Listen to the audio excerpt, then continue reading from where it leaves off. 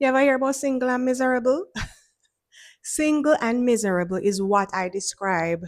Someone out there could have never been me. What am I talking about? So I met a man at a bar the other night, or I don't know if I met him. There was a man at the bar the other night, and he was giving us the story of no, this is an older gentleman. All right, I don't know what you call older. He was in his late 50s, I believe, grade up, you know, established man, telling us of why he is single, never been married, and has no children. He was giving an example of, I guess, a few years ago, however long ago, he was with someone, or maybe he was pursuing someone. Tell us how him spend about 5, 6, 7 million dollar upon the lady in a year and a half, that amount of time period. And then she just get up one day and decide to leave. And woman are wicked and how she fit do that. And I I failed to understand what the problem was. I'm asking several follow-up questions.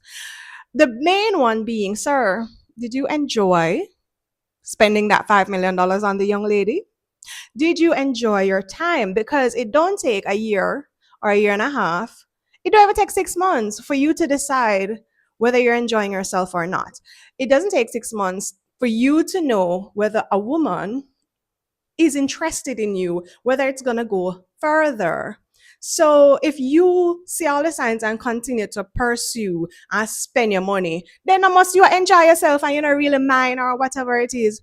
Because if you and somebody go out, I want to kiki, I want to have a good time, and you do the most, you drop a money on a lobster, some shrimp, and 3 bottle of wine, I want to have the most experience. And then she go home and you know you're from her again and you call her and say, hey, let's do it again. And you go out and you spend more money and she still go back her yard. How much time you going to do that before you get the hint?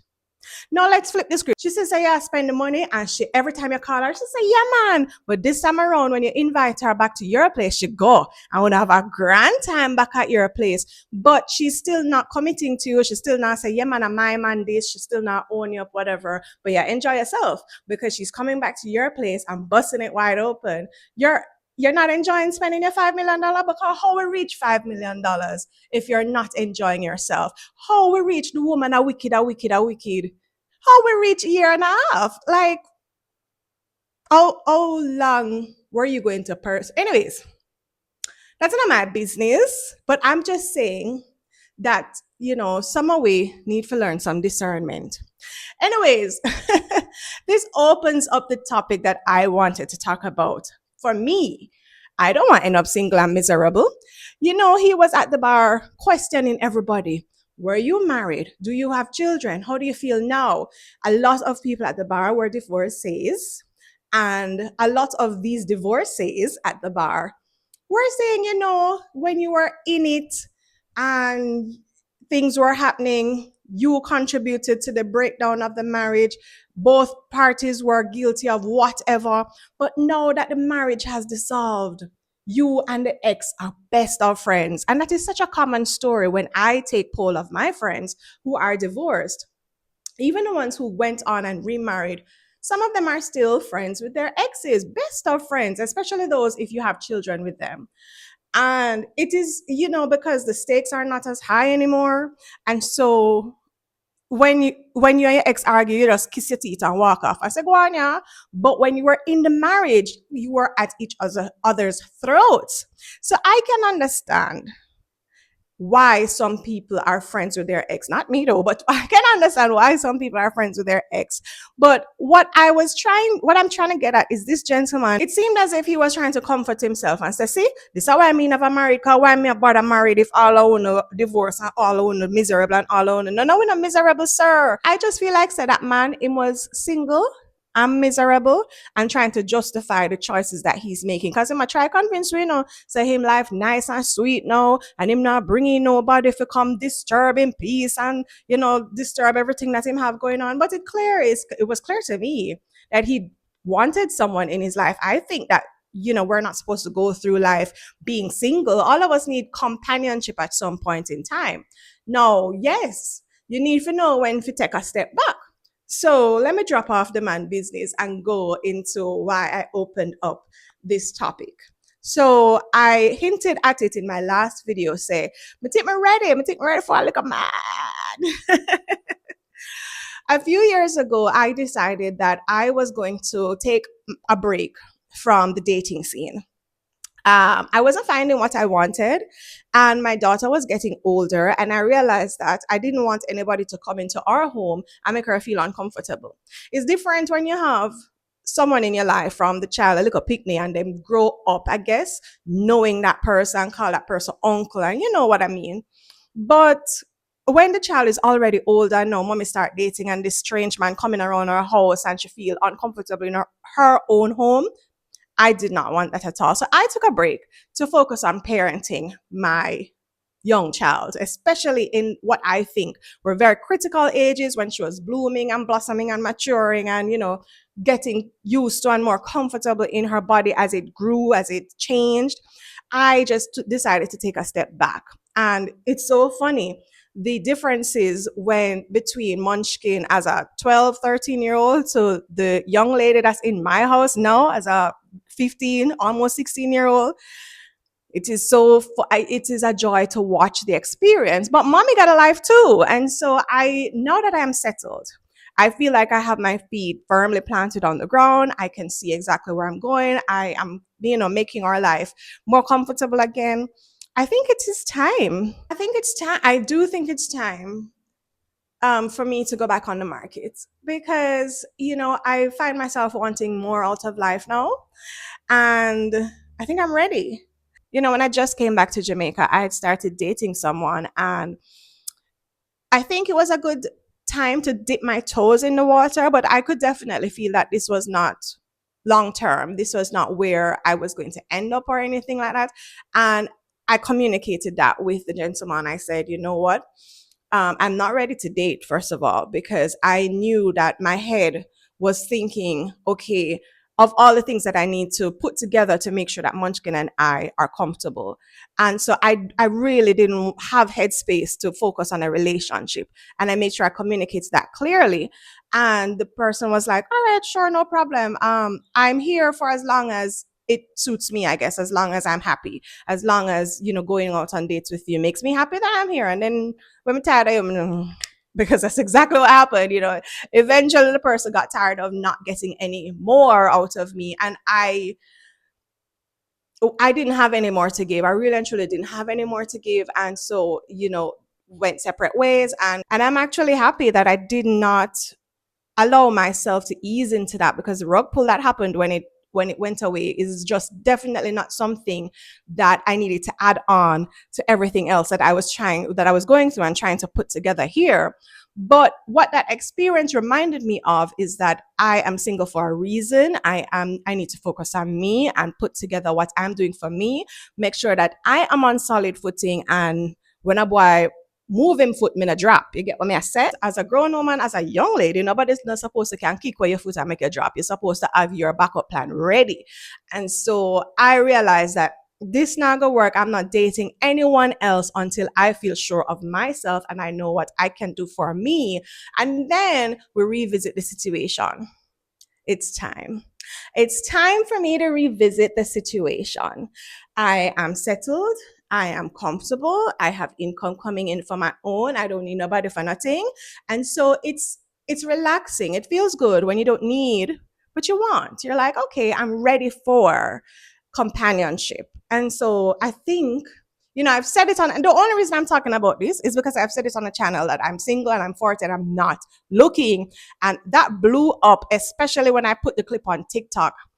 There was such a range of emotions. People telling me, say, oh, I'm 40, I'm old. Nobody no want me anyway. I'm over the hump. Older men, they want the younger women. And then there were, of course, a bunch of other guys who were interested and were trying to slide into my DM, even though I just explained that I'm single and not looking. Don't know how you expected that to work out for you. So now that I am single and looking, I really do find that I might have to go for someone younger than myself. I do realize, and ladies, chime in and let me know if you're dating right now and you are someone 40 and over. What is the dating pool like for you? Because the older men, they want the younger girls. They want someone to mold their minds. They want someone who can come in and fit into the life that they have already created, just like this gentleman at the bar was saying, him no want nobody come in and disrupt his life. All man, them, they all are miserable, man. They all are miserable. They don't, they don't want their age mates. I really and truly find that the more I put myself out there, is the more I realize that older men, they want the younger women. And so their dating pool keeps growing and growing and growing as the women grow up and mature and whatever. And I've started to open up myself and realize that this is why women become cougars. This is why we become cougars, because when the older man, they know what we're gonna do. And so I have started dating younger guys. So there are some younger guys who have the mental ability to keep up with me. You know, they have riveting conversation, they're gentlemen, they have things going on for them. And so when we go out together, it is a wonderful experience. But I don't know if I'm ready for cougarness, because I realize that as the older woman with more experience, I have to be training some of these young boys. I mean, I don't want to nobody mother again. So now that I'm ready and I'm open to dating, I take a look around and I realize that this is one of the first times in my life I don't have any prospects. I don't have anyone pursuing me or that I'm interested in. And that's rare for me and a little bit, I don't know where to start. I don't know where to start. Like, should I go to Hardware and Lumber, start walking around the aisles and see what I see? Should I go to Active? Like, where does a 40-year-old, 40 plus year old woman start to date? Like, do we go to the lounges and the bars? I don't want to do that. This is the first, this is a first for me. The first time in my life that I'm coming to the streets with just me, just me. And I'm not doing the dating apps. I tried that in my 30s. I'm not doing the dating apps. So it's going to be an interesting experience, but it is time. So this is just a quick little video to say that, once upon a time I had said I was single and not looking. And we've started to change that. My munchkin, she's about to fly the nest, and I don't want to remain single and just an empty nester forever. I think it's time I start looking. I think it's time I start to open up myself to say, all right, maybe I can invite some companionship in. Obviously, I'm now nicely settled. I'm still not inviting anyone into my home, so I'm definitely looking for someone who is stable themselves and have a house can invite me to, for me to go back to their house if we ever do get to that stage. Definitely not looking for a young boy who's still live at home with his parents or living with a roommate or something like that. So I don't know how the young boy situation going go. I feel like the young boys that I have been coming across, them need for them wet behind them ears and they need to go back into the sea. They need more life experience. Some things I'm just too grown to like deal with right now. And so I don't know how the big man them do it with the young girls. I really don't know how, because me no in this me not train nobody, me not teach nobody, me not parent nobody. This is going to be a very interesting experience. So, anyways, ladies, if you have tips for me and you are dating and you are of a mature age like myself, please let's have a conversation in the discussion. Men, do not pull up into my DMs if you do not match my vibe. You get what I'm saying? Like, someone know when I'm not sliding at the DM them. So you might ask then, what am I looking for? I would love to find someone who is also in their 40s. I don't know. Maybe that's a long shot. But I feel like my companion has already gone through divorce, just like me. They have grown children or grown-ish children. I don't want nobody with no little ticky ticky picnic.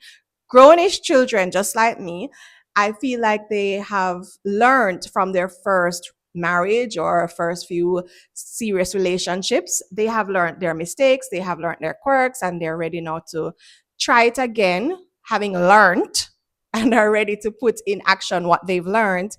I feel like I need someone who's outgoing, just like me. I'm very spontaneous. I want to be able to pick up on the weekends and go to the beach, go pick up the foot, go on karaoke bar, go sing off key. Those are the things that I enjoy doing. I love a man that can cook because I'm not going to be the one who is cooking every single day. That's definitely not me. And I'm certainly not the woman who is in the kitchen cooking two meat, rice, and peas and carrot juice past Sunday dinner, past Sunday time. Nope. I do love to cook and I do love to bake. I'm not big on Jamaican meals and Jamaican dishes. I'm gonna eat oxtail, I'm gonna eat cow foot. The list is long. And I want someone who is stable and can match my vibe, as I will say. Just someone who knows what they're about, but is flexible to work with. If you get what I'm saying. And if you don't get what I'm saying about that, just no bother. Just don't bother. So as I move into my favorite season, October, November, December, January, that's my favorite time of year because you have my mom's birthday, then you have my birthday, then you have Christmas, and you have Munchkin's birthday. It is quite festive over here. This time of year, it's going to be so strange without my papa at Christmas dinner. But anyways, as we go into my absolute favorite time of year, it's going to be interesting to see how all of this plays out. I'm fresh on the market. I have no prospects. I have no one that I'm even remotely interested in at this time. And I don't know where to start. I don't know where to start. This is Monique from Kingston. Any suggestions that you have, leave them in the comments below. I will catch y'all in the next one.